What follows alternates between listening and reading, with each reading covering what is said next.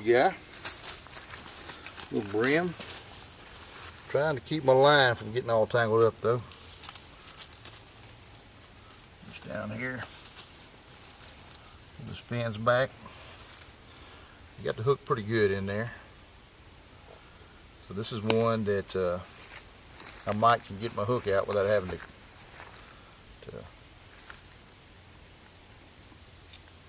there we go.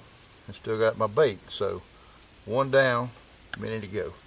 I'll get this fella out of the way up here, and we'll cover some fish prep cook here later.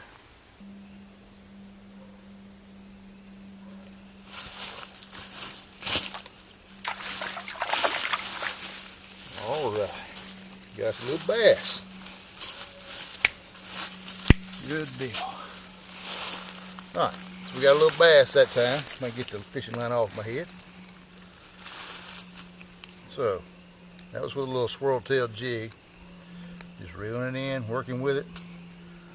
That's a largemouth bass, but he's a little small one, but he's still in a survival situation. That right there is some good nutrition for you, good protein. He's healthy. You can see how red his gills are. So we're doing good. Pretty little guy. We'll go over food prep, cooking fish, and all that at a later date.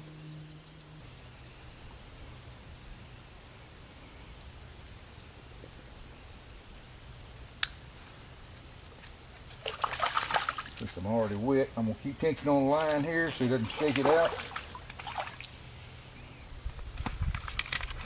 Be easy there, fella.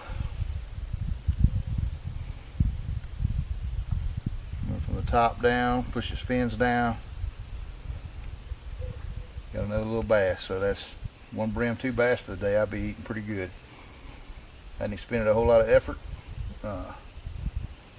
Just taking it easy. Go in now, dry my pants and boots out before it gets cool in the evening, and again fix some fish for supper. We'll cover. All right. Careful.